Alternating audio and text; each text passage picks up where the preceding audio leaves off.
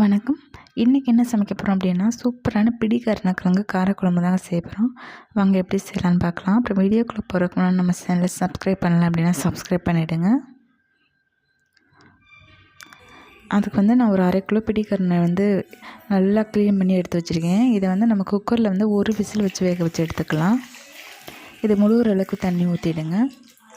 ஒரு விசில் போதும், ஒரு விசிலே நல்லா வெந்துடும்.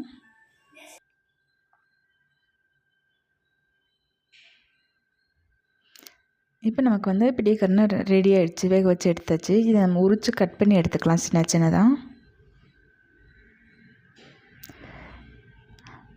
இப்போ இதுக்கு தேவையான புளி ஊற வச்சிடலாம்.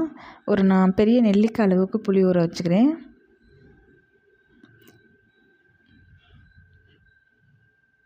இது நல்லா ஊறட்டும். இப்போ கொஞ்சமாக ஆயில் சேர்த்துடுங்க. ஆயில் நல்லா சூடானதும் கொஞ்சம் சோம்பு பொரிஞ்சதும் கொஞ்சமாக வெந்தயம்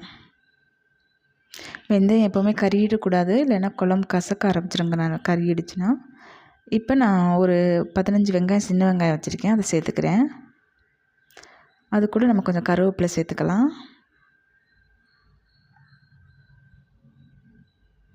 இப்போ எல்லாத்தையும் நல்லா வதக்கிடுங்க. நல்லா வதங்கட்டது.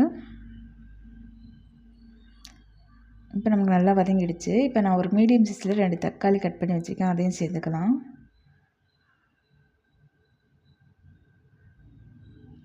நமக்கு தக்காளி வேகமாக வதங்கணும் அப்படின்னா அதுக்கு தேவையான உப்பு முன்னாடியே சேர்த்துட்டோம் அப்படின்னா நல்லா வதங்கிடும்.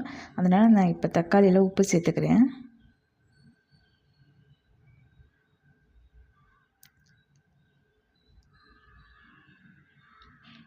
இப்போ நமக்கு நல்லா தக்காளி நல்லா வதங்கிடுச்சு. இப்போ ஒரு 15 பூண்டு, சின்ன பூண்டு உரித்து வச்சுருக்கேன், அதை நம்ம சேர்த்துக்கலாம்.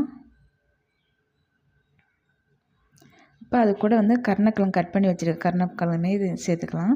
இந்த சைஸில் பீஸ் கட் பண்ணிக்கோங்க.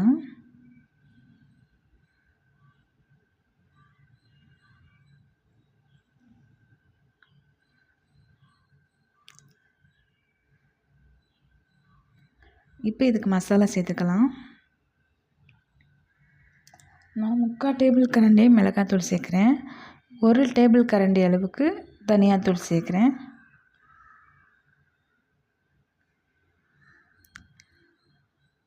இந்த மசாலா நல்லா கிளறிட்டு இப்போ நம்ம கரைச்சி வச்சுருக்க புளியை சேர்த்துக்கலாம்.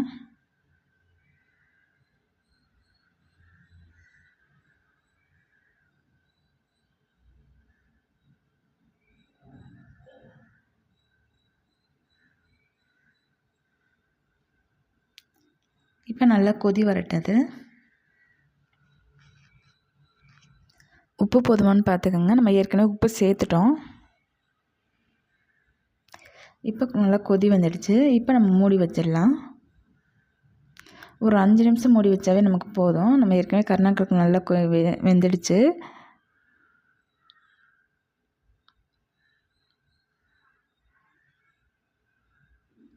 இப்போ நமக்கு 5 நிமிஷம் ஆயிடுச்சு. இப்போ சூப்பராக ரெடி ஆகிடுச்சு. இந்த அளவுக்கு இருக்கட்டும் குழம்பு. அப்போ நமக்கு கொஞ்சம் ஆறின பிறகு குழம்பு நல்லா திக்காகிடும். அப்புறம் ரொம்ப இது பண்ணி வச்சிங்க அப்படின்னா ரொம்ப திக்காகிடும். இப்போ ஆறின பிறகு பாருங்கள் எப்படி ஆயிடுச்சுன்னா இந்த அளவுக்கு ஆகிடும். இதே மெத்தடில் செஞ்சு பாருங்கள், ரொம்ப நல்லாயிருக்கும். நன்றி. அடுத்த வீடியோவில் பார்க்கலாம்.